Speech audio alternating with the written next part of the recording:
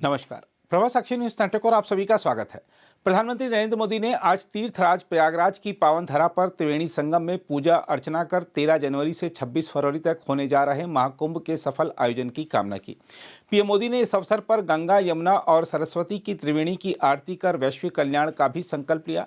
तीर्थ पुरोहितों के द्वारा वैदिक मंत्रों के बीच पूरा कार्यक्रम संपन्न कराया गया। इस दौरान पीएम मोदी ने त्रिवेणी में अक्षत, चंदन, रोली, पुष्प और वस्त्र भी अर्पित किए। इससे पहले प्रधानमंत्री नरेंद्र मोदी ने प्रमुख साधु संतों का आशीर्वाद भी लिया। इस अवसर पर प्रधानमंत्री के साथ सीएम योगी और राज्यपाल आनंदीबेन पटेल भी मौजूद रहीं। हम आपको बता दें कि प्रधानमंत्री नरेंद्र मोदी निषादराज क्रूज पर सवार होकर संगम नोच पर पहुंचे थे। किला घाट पर फ्लोटिंग जेटी से होते हुए वो क्रूज पर सवार हुए। व्हाइट कुर्ता पजामा, ब्लू जैकेट, मैरून कलर की शॉल पहने पीएम मोदी ने क्रूज पर सवार होने के बाद डेक पर खड़े होकर यमुना की लहरों को निहारा। यहां से वह घूम घूमकर पूरे क्षेत्र का अवलोकन भी करते नजर आए। इसके बाद रिवर क्रूज पर विहार का भी आनंद उठाया। संगम नोच पर सीएम योगी और राज्यपाल आनंदीबेन पटेल ने एक बार फिर उनका स्वागत किया। इसके बाद पीएम मोदी ने साधु संतों से मुलाकात की और उनका अभिवादन किया। इस दौरान एक संत ने उन्हें मोतियों की माला भी भेंट की। इसके बाद पीएम मोदी संगम नोच पर बने पंडाल में पहुंचे। वहां उपस्थित तीर्थ पुरोहितों ने उन्हें आसन ग्रहण कराया। पीएम के अगल बगल में सीएम योगी और राज्यपाल आनंदीबेन पटेल ने भी आसन ग्रहण किया। इसके बाद तीर्थ पुरोहितों के वैदिक मंत्रोच्चारण के बीच पीएम मोदी ने पूजा अर्चना की। तीर्थ पुरोहितों ने उनसे आचमन भी कराया। पीएम मोदी ने खड़े होकर त्रिवेणी का जलाभिषेक और दुग्धाभिषेक किया। पीएम मोदी, सीएम योगी और राज्यपाल ने अक्षत, चंदन, रोली और पुष्पमाला के साथ ही त्रिवेणी में वस्त्र भी अर्पित किए।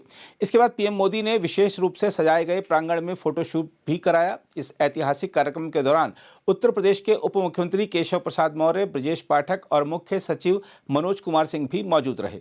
इसके बाद पीएम मोदी ने अक्षय वट का दर्शन कर पूजन अर्चन किया। अक्षय वट पर भी महाकुंभ 2025 के सफल आयोजन के लिए बतौर यजमान भूमिका निभाते हुए पीएम मोदी ने अक्षय वट पर शीश नवाया, संकल्प लेकर अभिषेक किया और समस्त तीर्थों का आवाहन करते हुए सकल मंगल कामनाओं की पूर्ति के लिए आस्था का दीप जलाया।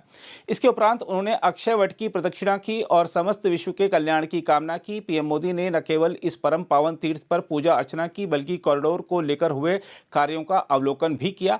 उन्होंने विशेष तौर पर महाकुंभ के अवसर पर यहां दर्शन करने आने वाले करोड़ों श्रद्धालुओं को सुगम दर्शन कराने को लेकर हुए प्रयासों की जानकारी ली और समस्त प्रक्रियाओं की विवेचना की। हम आपको बता दें कि अक्षय वट को तीर्थराज प्रयागराज के रक्षक श्री हरि विष्णु के वेणी माधव का साक्षात स्वरूप माना जाता है।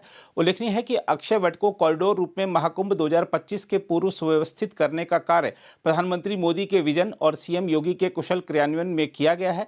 ऐसे में आज पीएम मोदी ने अक्षय वट का पूजन अर्चन करने के साथ ही भारत के अक्षय पुण्य की वृद्धि और विश्व गुरु के तौर पर उद्भव को अक्षुण्ण बनाने की कामना भी की है। हम आपको बता दें कि अक्षय वट को लेकर ऐसी मान्यता है कि इसकी जड़ों में सृष्टि निर्माता ब्रह्मा, मध्य भाग में वेणी माधव स्वरूप श्री हरि विष्णु तथा अग्र भाग में महादेव शिव शंकर का वास है।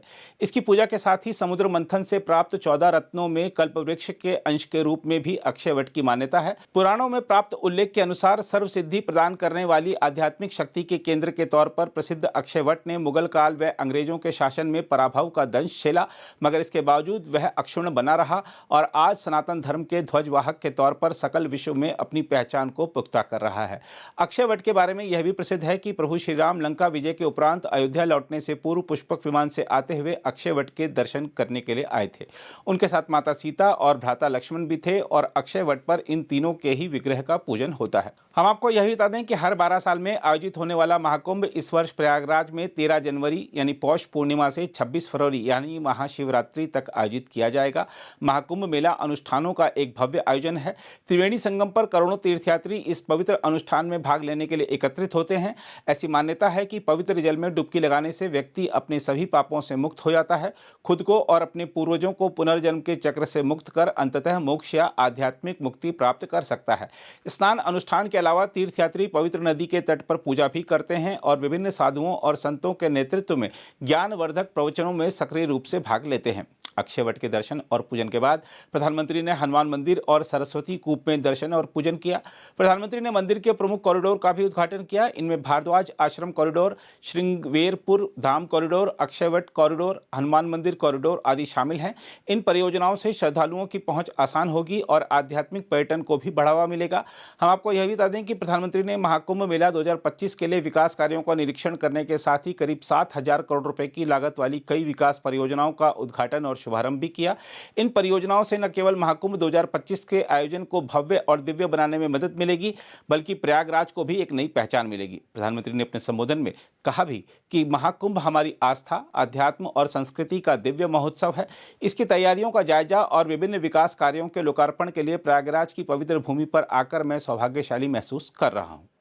साथियों, हमारा भारत पवित्र स्थलों और तीर्थों का देश है।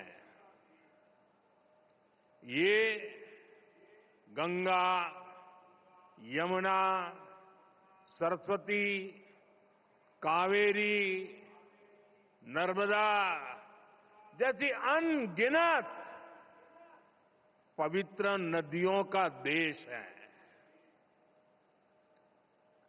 इन नदियों के प्रवाह की जो पवित्रता है,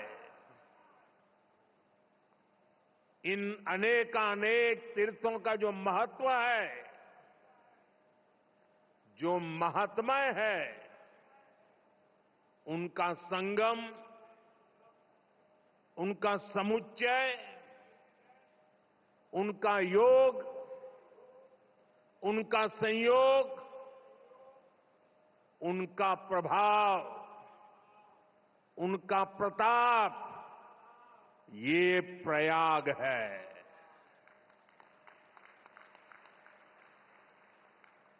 ये केवल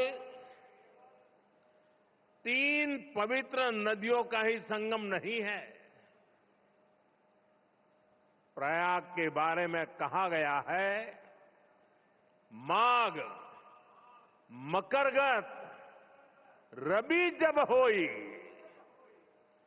तीरथ पति ही आव सब कोई। अर्थात जब सूर्य मकर में प्रवेश करते हैं, सभी दैवीय शक्तियां, सभी तीर्थ, सभी ऋषि, महर्षि, मनीषी प्रयाग में आ जाते हैं। ये वो स्थान है जिसके प्रभाव के बिना पुराण पूरे नहीं होते। प्रयागराज वो स्थान है जिसकी प्रशंसा वेद की ऋचाओं ने की है।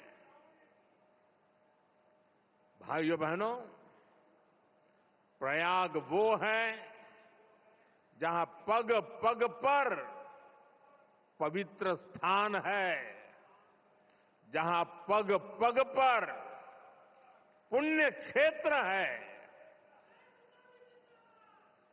त्रिवेणीम माधवम सोमम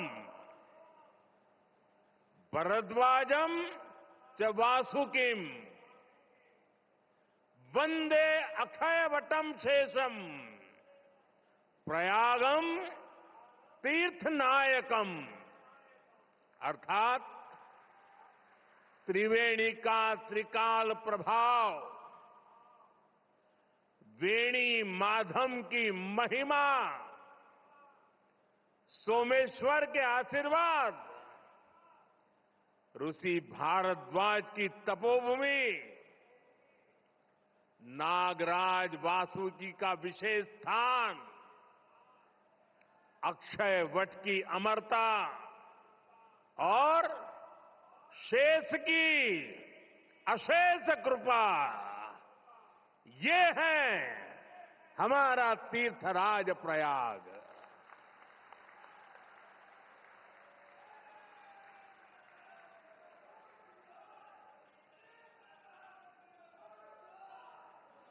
तीर्थराज प्रयाग यानी चारी पदारथ भरा भंडारू, पुण्य प्रदेश देश अति चारु। अर्थात जहां धर्म, अर्थ, काम, मोक्ष चारों पदार्थ सुलभ है, वो प्रयाग है। प्रयागराज केवल एक भौगोलिक भूखंड नहीं है, ये एक आध्यात्मिक अनुभव क्षेत्र है। ये प्रयाग और प्रयाग के लोगों का ही आशीर्वाद है कि मुझे इस धरती पर बार बार आने का सौभाग्य मिलता है।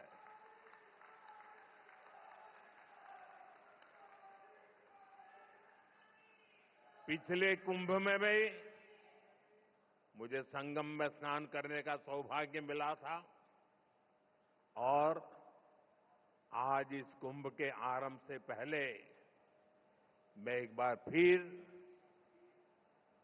मां गंगा के चरणों में आकर के आशीर्वाद प्राप्त करने का सौभाग्य प्राप्त किया।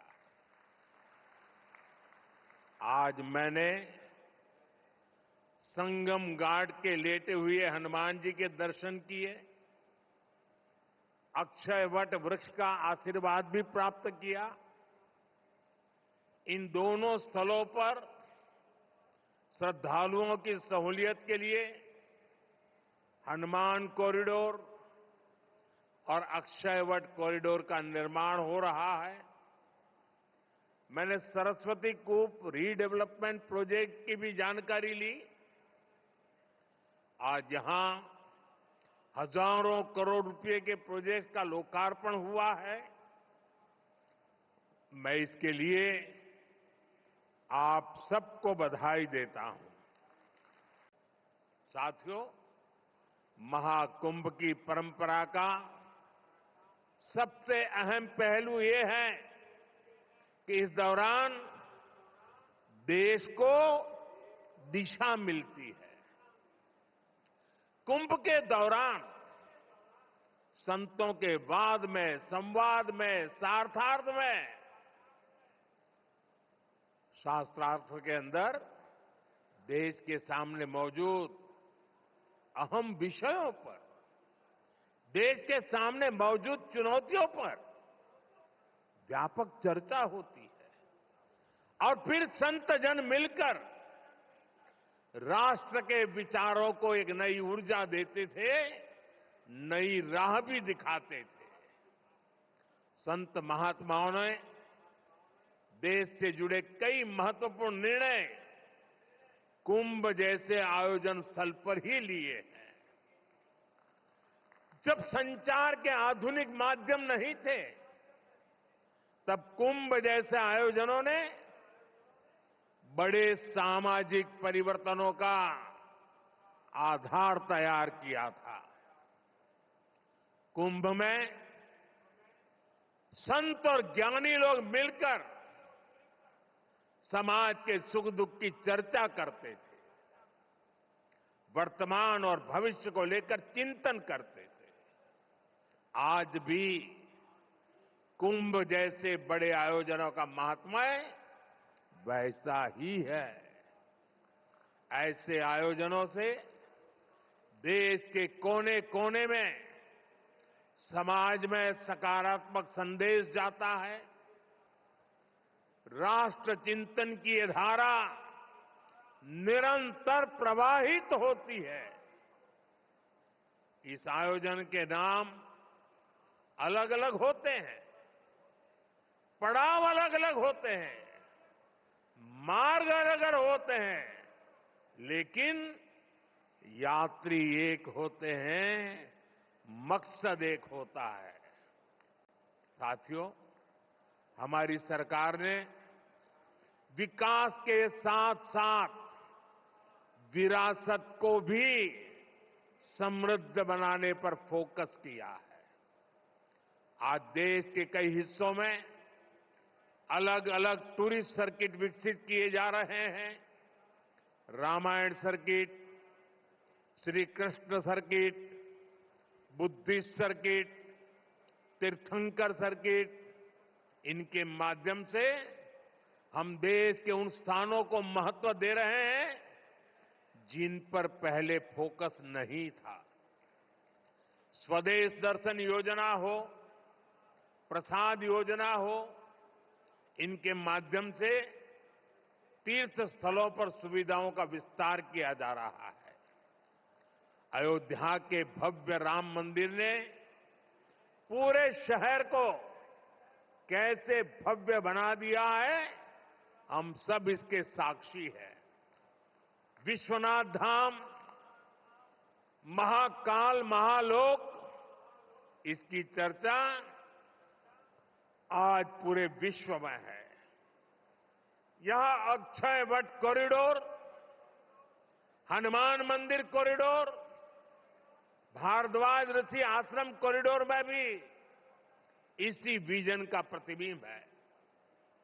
श्रद्धालुओं के लिए सरस्वती कूप, पातालपुरी, नागवासुकी, द्वादश माधव मंदिर का कायाकल्प किया जा रहा है।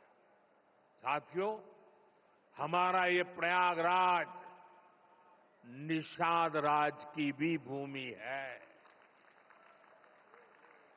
भगवान राम के मर्यादा पुरुषोत्तम बनने की यात्रा में एक महत्वपूर्ण पड़ाव श्रृंगवेरपुर का भी है।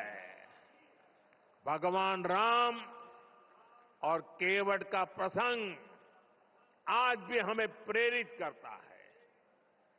केवट ने अपने प्रभु को सामने पाकर उनके पैर धोए थे, उन्हें अपनी नाव से नदी पार कराई थी। इस प्रसंग में श्रद्धा का अनन्य भाव है। इसमें भगवान और भक्त की मित्रता का संदेश है। इस घटना का ये संदेश है कि भगवान भी अपने भक्त की मदद ले सकते हैं। प्रभु श्री राम और निषाद राज की इसी मित्रता के प्रतीक के रूप में श्रृंगवेरपुर धाम का विकास किया जा रहा है।